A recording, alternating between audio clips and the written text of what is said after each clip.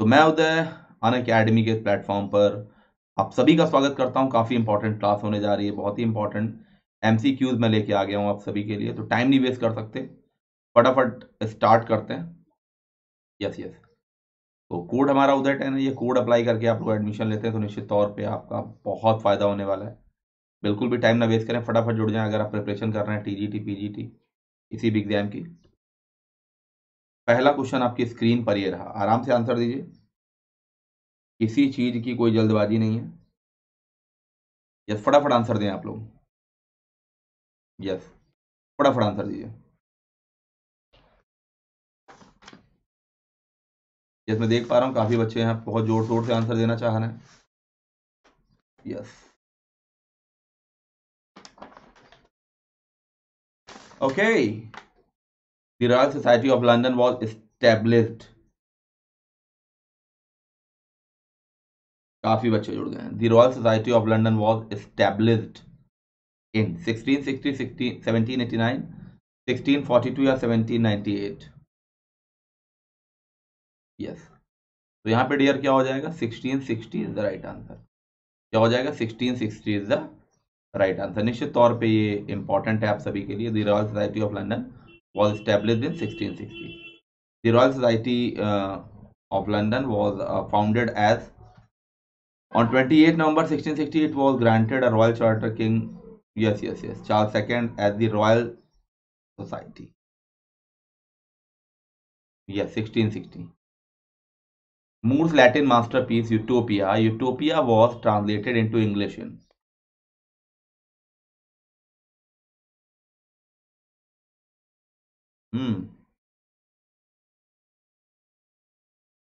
Yes, Moore's Latin masterpiece Utopia was translated into English in. फटाफट बता दीजिए। Yes, Vikrant Rai Selja Mishra. Utopia is a work of fiction and political philosophy by Thomas More, published in 1516. कब publish कराया गया? 1516 में इसको publish कराया गया इन लैटिन। एंड इंग्लिश में देखा जाए तो 1551 में इसको पब्लिश कराया गया। यस, 15 ट्रांसलेटेड इनटू इंग्लिश इनकी बात की जा रही है ना? Yes yes. Hmm,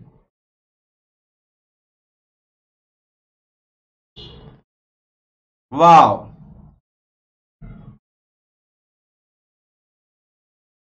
yes, man can be destroyed but not defeated is a line from, ये लाइन कहां से ली गई है? Man can be destroyed, man can be destroyed but not defeated is a line from,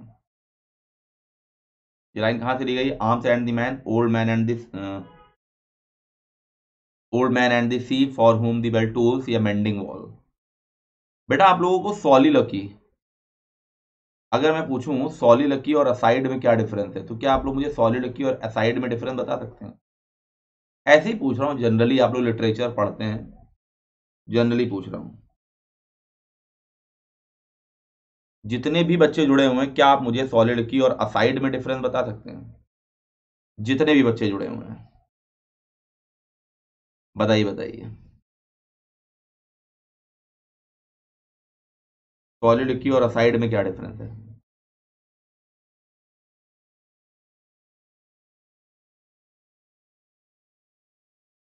जो बताएगा मन चाहा फल पाएगा। राइट, बिल्कुल। नवरात्रि के पावन दिनों में जो इसका आंसर देगा सॉलिलोक्वी और असाइड का, वो मन चाहा फल पाएगा।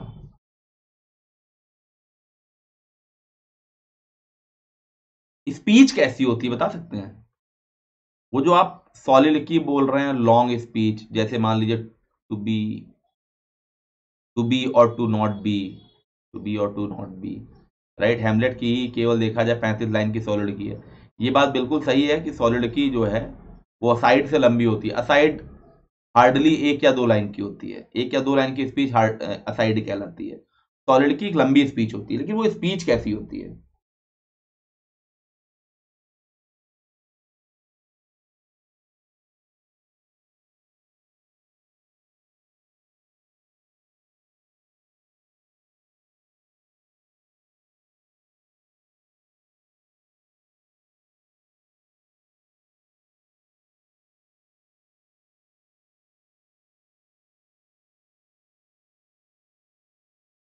नेहा सिद्धि, यस यस।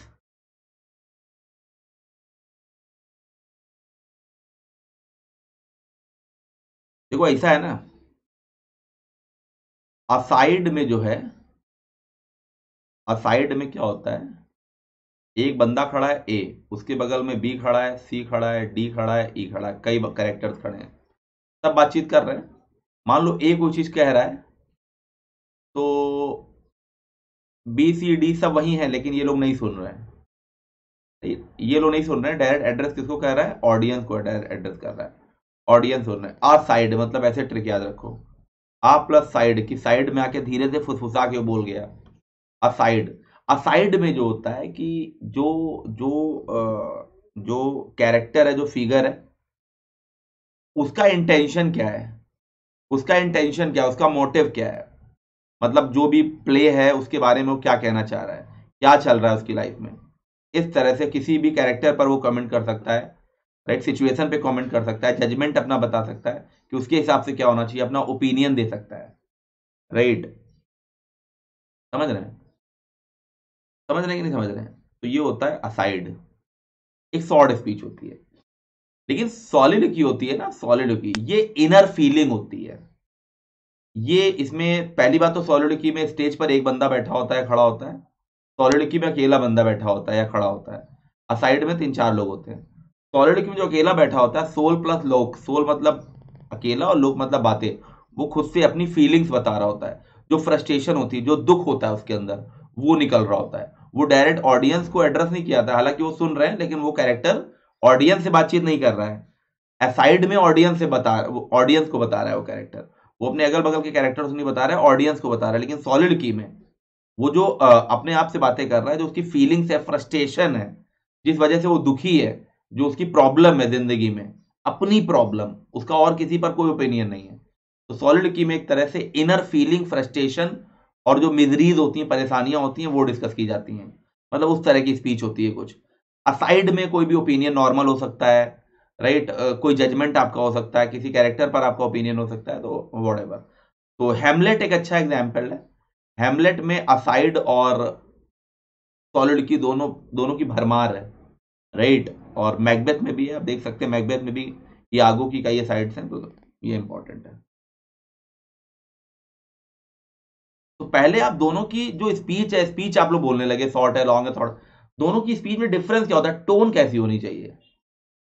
टोन जो होती है ना, वो एक अलग टाइप की, जैसे जैसे हेमलेट एक स्पीच कहता है क्लॉडियस के सामने, इस तरह से रहती है ना कि लेस देन किन और मोर देन काइंड, ऐसा कुछ रहता है, लेस देन काइंड, ठीक है, ऐसा रहता है। तो वो क्या है, साइड है। लेकिन टू बी और नॉट टू बी, ये एक उसकी सॉलिड की है, ठीक है, याद रखिएगा।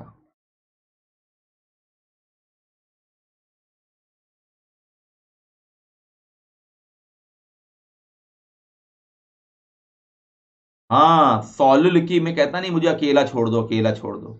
अकेले रह के आदमी क्या करेगा, किसी और से तो बातचीत करेगा नहीं। अकेले रह के अपना दुख बताएगा ना, अपनी प्रॉब्लम शेयर करेगा कि उसकी जिंदगी में क्या चल रहा है, जीऊं या मरूं।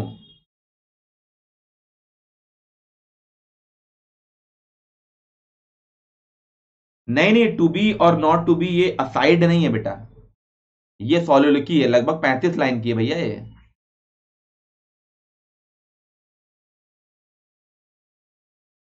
है ना। तो वो ये सॉलिड में आएगी, टू बी और नॉट टू बी बड़ी पावरफुल सॉलिड है, बड़ी इंपॉर्टेंट सॉलिड है, बहुत बार एग्जाम में आता है ना। वो वाली कौन सी है जो मैंने कई बार आप लोगों को पढ़ाई है कि लेस देन किन मोर देन काइंड, ऐसा क्या है वो, राइट, वो असाइड है, ठीक है। वहां पे क्लॉडियस रहता है, और वो जब उसे कह रहा होता है हेमलेट से कि अरे पिताजी की डेथ हो गई है, अब ज्यादा तुम्हें उस पर नहीं करना चाहिए है, वो है, तो उसको लगता है कि मतलब रिश्तेदार से थोड़ा ज्यादा, मतलब अभी मेरा स्टेप फादर हो गया है, इस तरह से हेमलेट को मन में लग रहा होता है, कुछ सोच रहा होता है। चलिए, साइड और सॉलिड की पे एक अलग से मैं वीडियो बना के डाल दूंगा, तो अच्छा क्लियर हो जाएगा आप लोगों का, कि मैं समझाता अच्छा हूँ, ऐसा मुझे लगता है, ऐसा बच्चे कहते हैं, ठीक है। Yes yes yes. तो भैया इसका आंसर क्या हो जाएगा? Old man and the sea. Old man and the sea हो जाएगा। 1952 में इसको पब्लिश कराया गया। अर्नेस्ट मिलर हेमिंगवे का काफी फेमस नॉवेल है। This novel was awarded the Pulitzer prize fiction 1953 में। जिंदगी में अगर सफलता पानी हो तो लिटरेरी टर्म भी क्लियर होने चाहिए, फिगर ऑफ स्पीच भी क्लियर होना चाहिए, फॉर्म्स ऑफ लिटरेचर क्लियर होने चाहिए। फॉर्म्स ऑफ लिटरेचर मतलब, फॉर्म्स ऑफ लिटरेचर लोग इस तरह से इतना कॉम्प्लिकेटेड कर देते हैं जबकि कितना आसान है। एक किताब है, उसको पढ़ने का जो तरीका है, रिदमिक वे में आप पढ़ रहे हो, गा के पढ़ रहे हो, धुन के साथ पढ़ रहे हो, मौज मस्ती में पढ़ रहे हो, तो पोइट्री हो जाएगी। राइट? नॉर्मल कहानी की तरह स्टोरी पढ़ रहे हो, किसी का ओपिनियन जान रहे हो, ये सारी चीजें तो प्रोज में आ जाएगी। प्रोज के अंदर आप देखते हो ड्रामा नॉवेल, ये सब उसमें पढ़ेंगे आप। राइट? पोइट्री में आप क्या किस किस तरह की सोनेट आप पढ़ोगे, उसमें ओड पढ़ोगे, लिरिक पढ़ोगे, एलिजी पढ़ोगे, बहुत सारी चीजें, सारी मतलब पढ़ने का जो तरीका होता है, लिटरेचर को पढ़ा कैसे जाए, इसी को फॉर्म्स ऑफ लिटरेचर कहते हैं। ठीक है भाई, ऐसा तो है नहीं कि कोई कहानी पढ़ रहे हो तुम गा गा के पढ़ने लगोगे, है ना? Yes, old man and the sea. Yes. चलो ऐसा अगला देखो। Who said poetry is not a turning loose of emotion but escape from emotion?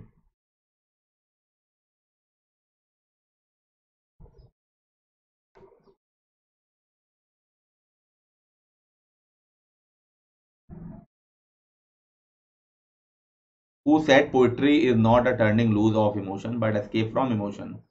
तो भाई साहब ऐसा है ना, टी एस इलियट। क्या हो जाएगा? T S Eliot. This statement from T S Eliot is one of his most famous critical pronouncement. It is said when Eliot was expresses his views on poetry. जब Eliot poetry पर अपने views express करते हैं, उस समय ये line कहते हैं, tradition and the individual talent. आपने सुना होगा, tradition and the individual talent. Right? It was first publish in 1919 में पब्लिश कराया गया, the literary magazine the egoist में। द ईगोइस्ट में पब्लिश कराया गया, है ना? यस। खैर बाकाई वाली से बता चुके हैं आपको। I had not only helped her by giving hint but also with providing him links. क्या हो जाएगा?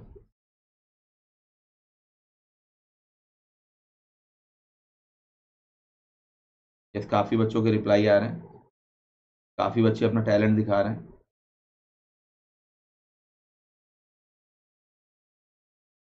Yes.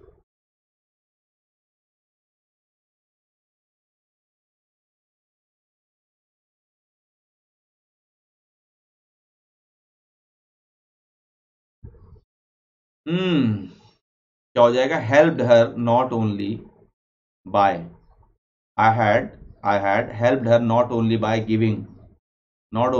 giving hints but also with providing him links.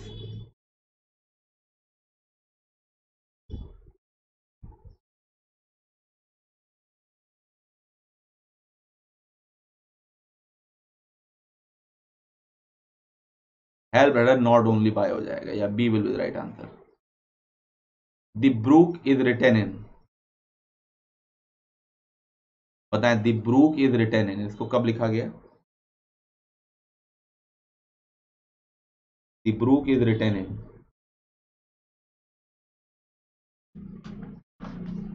Yes.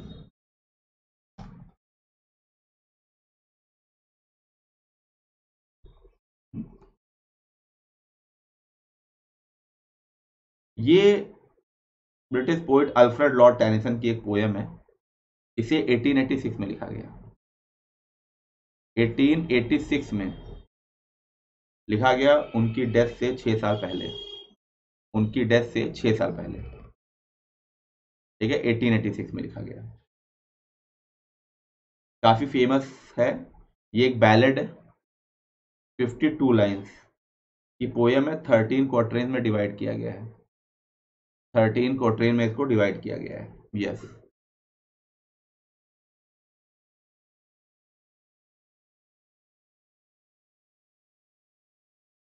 काफी इंपॉर्टेंट।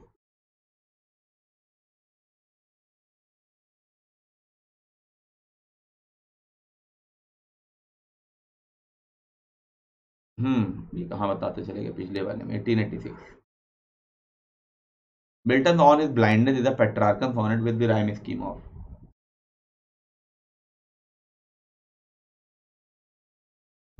यस, ए हो जाएगा, A will be the right answer.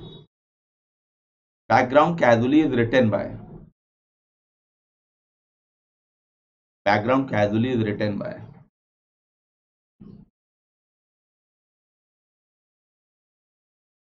Reply तो काफी बच्चों का आ रहा है।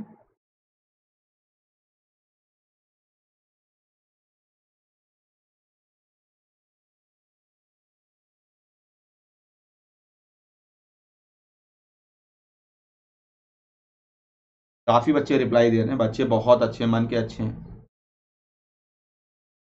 निज़ीम Ezekiel is the right answer. Yes, Nissim Ezekiel. The poem background, casually written by Nazim Ezekiel, tells about the struggle of the poet for identity in a country where he, as well as his community Jews, is considered to an alien. Right? The poem has been divided into three sections. The first section deals with the childhood of the poet. The second section throws light on his adult age, and third section deals with the old age of the poet. याद रखिएगा। Thank you very much. The principal ordered the peon to let the boys and I go.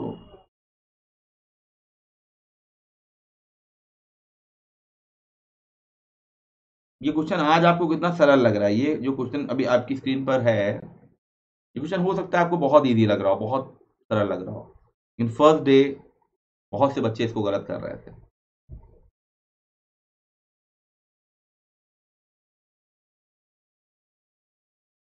The principal ordered the peon to let the boys and I go in. Ordered the peon to let the boys and I go in. क्या हो जाएगा answer? क्या हो जाएगा बच्चे? बहुत important है ये, बहुत ही ज्यादा इंपॉर्टेंट क्वेश्चन।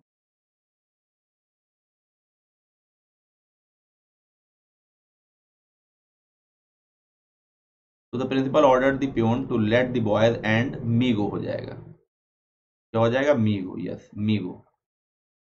क्योंकि लेट के बाद आप लोग को पता है ना ऑब्जेक्टिव के साथ है, ऑब्जेक्टिव के साथ है, तो यहाँ क्या हो जाएगा? मी।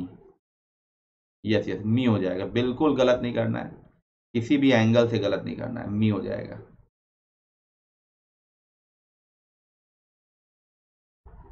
एंड मी गो, कोई प्रॉब्लम तो नहीं?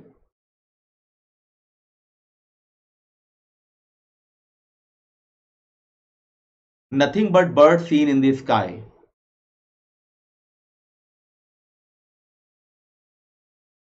Nothing but birds seen in the sky, बताएं। Nothing but bird seen in the sky. भाई अभी रिप्लाई नहीं आ रहा, लेकिन है इंपॉर्टेंट।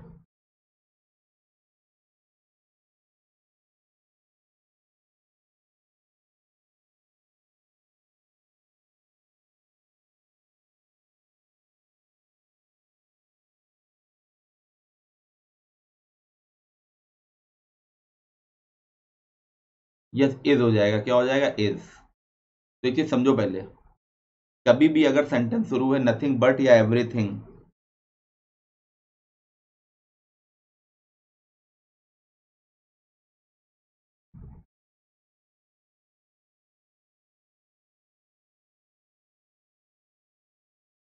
नथिंग बट हो, एवरीथिंग बट हो, ये फॉलो किया जाता है अनकाउंटेबल नाउन और काउंटेबल नाउन के द्वारा। नथिंग बट एवरीथिंग बट दोनों के बाद अनकाउंटेबल नाउन और काउंटेबल नाउन दोनों आ सकते हैं, लेकिन वर्ब हमेशा सिंगुलर वर्ब आती है। Singular verb is used. कैसी वर्ब आएगी? सिंगुलर वर्ब आएगी। Nothing but milk is sold, nothing but birds was seen, right. Everything but books is sold, nothing but water is available. क्या हो जाएगा? Water is available है। तो ये चीजें आप लोगों को ध्यान रखनी है। तो भैया नथिंग बट एवरीथिंग बट दोनों के बाद सिंगुलर प्लूरल दोनों नाउन आते हैं, लेकिन वर्ब हमेशा सिंगुलर आती है। ये बात तुम लोग भी जानो और अपने मोहल्ले में सबको बताओ। जिनको नहीं पता उनको बताओ, अपने घर में छोटे बच्चों को बताओ, सबको बताओ।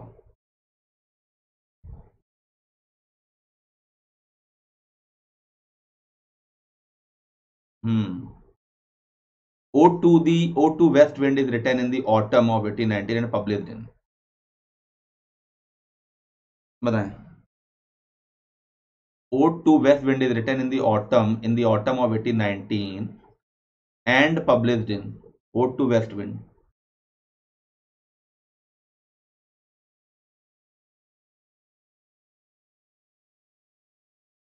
बताइए.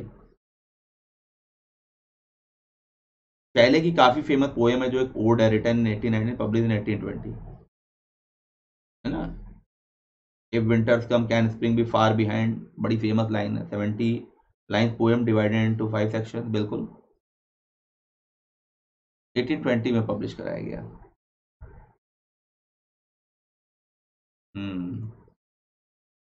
Written in 1819, publish in 1820. 70 line की पोएम है, डिवाइडेड इनटू 5 सेक्शन. हर सेक्शन में 4 टर्सेट है, मतलब 3 लाइन के, और एक राइमिंग कपलेट है. It was written in terza rima, ABA, BCB, CDC, DED and E couplet. She slept soundly, इसमें आपको नेचर बताना है अंडरलाइंड वर्ब का. शी स्लेप्ट साउंडली, तो ये जो वर्ब है बताना है कैसी वर्ब है.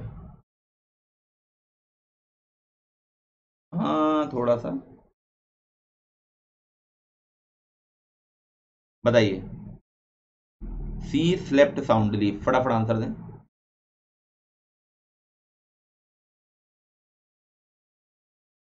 यस, अभी रिप्लाई नहीं आ रहा है.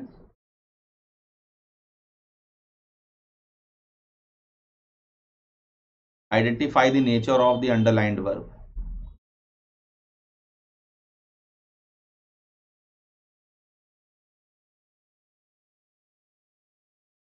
तो ये इंट्रांसिटिव वर्ब हो जाएगा. क्या हो जाएगा? Intransitive verb. बिल्कुल सही है. B will be the right answer.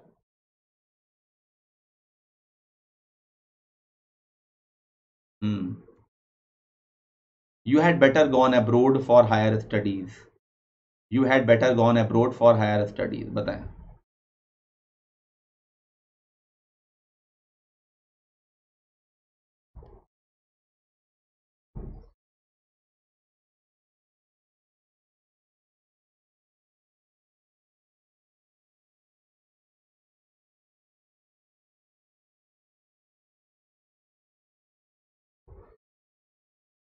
नहीं दीपा जी, सीखी तो हमने नॉर्मली थी, पढ़ाया तो हमको, मतलब ग्रामर गया था ठीक से, बस थोड़ी टेंशन थी मुझे. मुझे हमेशा से टेंशन रही थी, जो चीज़ें मुझे समझ में नहीं आई वो ऐसा ना हो कभी बच्चों को दिक्कत ना हो. ये मेरे मन में हमेशा चलता था. मुझे लगता था टीचर इतना लाइटली ग्रामर को कैसे ले सकते हैं. जिस कोचिंग में मैं पढ़ता था तो, है ना, तो ऐसे ही बस नाउन के काइंड लिख लो, ऐसे ही लिख लो कुछ. मुझे टेंशन रहती थी, मुझे समझ में नहीं आता था. मुझे लगता था क्लास में पूछेंगे, सर को लगेगा इन्हीं को नहीं आता सबसे ज़्यादा. ये 2008-9 की बात है. तो फिर जब हमने इंग्लिश पढ़ी तो हमने रिसर्च की, रिसर्च के तरीके से पढ़ी. मतलब एक फ्रस्ट्रेशन थी अंग्रेजी में कि नहीं अब ऐसा पढ़ाना है बच्चों की, बच्चों को दिक्कत ना हो. थोड़ा रिसर्च भी की, थोड़ा अच्छी भी लगती थी इंग्लिश पढ़ाना. थोड़ा बस होता चला गया. बाकी आप लोगों का सपोर्ट मिलता गया, बच्चे पढ़ते गए तो और पढ़ाने में मन लगने लगा.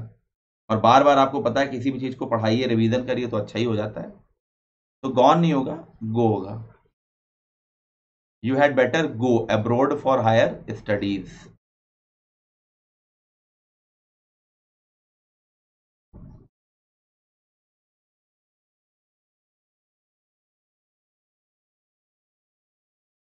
Yes yes,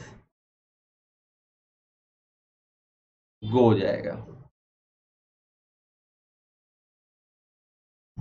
how I often in spirit have I turn to thee यहां पर किसको रेफर किया गया है?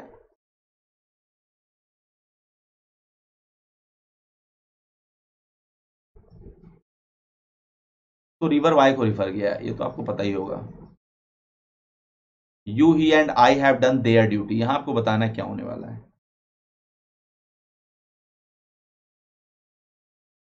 हाँ, एक जोरदार तरीके से लाइक तो बनता है यार.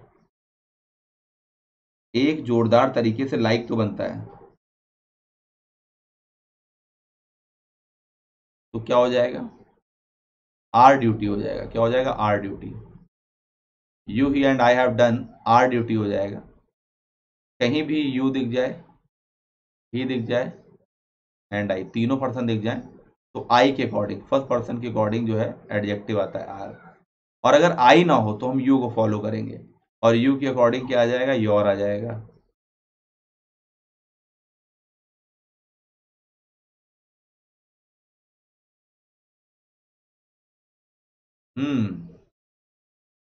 You he and I have done our duty. देखिए एक बात तो तय है कि यूट्यूब पर रिवीजन हमसे ज्यादा कोई नहीं कराता है, ये बात तो मैं कहता हूं। जहां पे अच्छी बात हो अपनी तारीफ कर लो, दुनिया नहीं करेगी। जितना हम रिपीट कराते हैं ना चीजों को, इतना कोई नहीं कराता यूट्यूब पे, ये तो बात आप लोग जान लो। और यही लर्न हो जाता है, रट जाता है बच्चों को। हमें यहाँ पर पीएचडी नहीं करानी है आपको, हमें आपकी नौकरी लगवानी है। हम उस हिसाब से कंटेंट लेके आते हैं, है ना।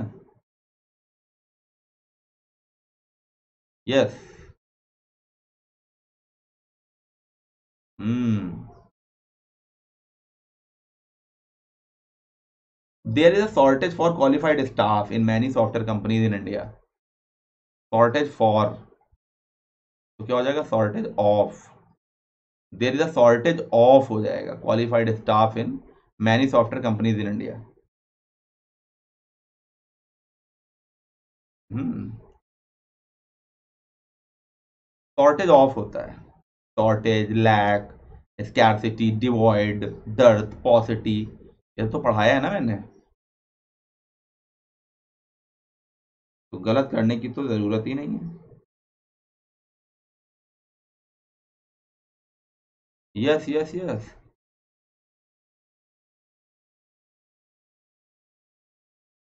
कंपनीज इन इंडिया, कोई दिक्कत हो बताइए।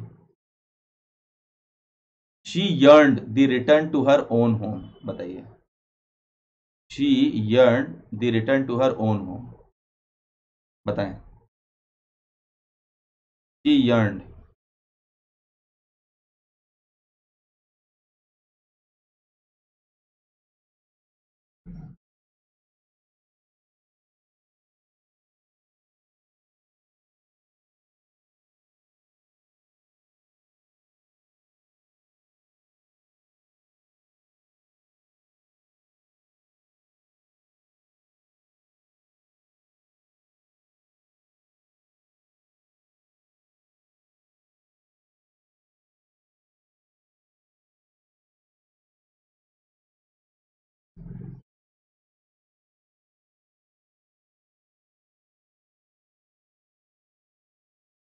Yes yes yes.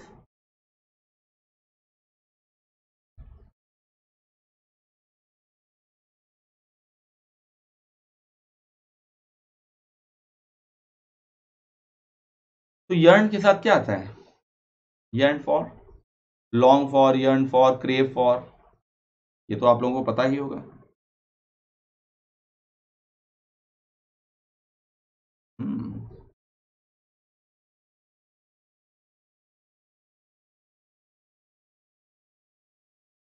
Yes yes, for हो जाएगा। In which year Julius Michelet defined the term renaissance, बताएं। In which year Julius Michelet defined the term renaissance. 1855, yes. Julius Michelet was a French historian. In 1855 work History of the France, Julius Michelet was the first historian to use and define. Yes. These are matters that bear the welfare of the community. ये बताइए किसने बताया, ये बताइए क्या होगा इसमें। These are matters that bear that the welfare of the community. ये वो मुद्दे हैं, ये वो मैटर्स हैं जो कर सकते हैं welfare of the community, community के कल्याण को क्या कर सकते हैं, बता ही दीजिए आज आप लोग। यस यस यस, बता ही दीजिए। तो देखिए ऐसा है, आंसर हो जाएगा बियर ऑन, सी। पहले मैं आपको आंसर बता दे रहा हूँ। बियर अपॉन या ऑन का मतलब होता है to cause affect on something, किसी चीज पर प्रभाव डालना। To cause affect on something, किसी चीज पर प्रभाव डालना, to cause affect on something. Yes. Bear down होता है टू क्रश समथिंग, मतलब दबा देना। Bear up, to endure cheerfully, सामना करना। बियर आउट टू कोरेबरेट या टू कंफर्म साबित करना, बियर विथ टू टॉलरेट या टू गेट अलॉन्ग विथ। ये सारे ही मैंने आपको बता दिए। यस, ये सारे ही मैंने आपको बता दिए। चलिए अभी इतना ही रखते हैं, फिर हम लोग मिलते हैं नेक्स्ट सेशन में। राइट, आई होप आप लोगों को क्लास पसंद आई होगी। Let's crack it.